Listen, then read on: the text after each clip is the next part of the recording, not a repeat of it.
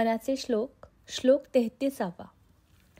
वसे मेरु मंदार हे सृष्टिलीळा, शशी सूर्य तारांगणे मेघमाळा.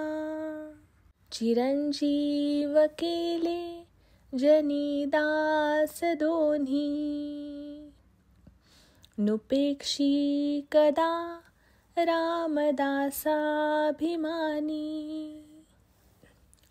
आपल्या 33व्या श्लोकात समर्थ म्हणतात, वसे मेरु मंदार हे सृष्टिलीळा, शशी सूर्य तारांगणे मेघमाळा.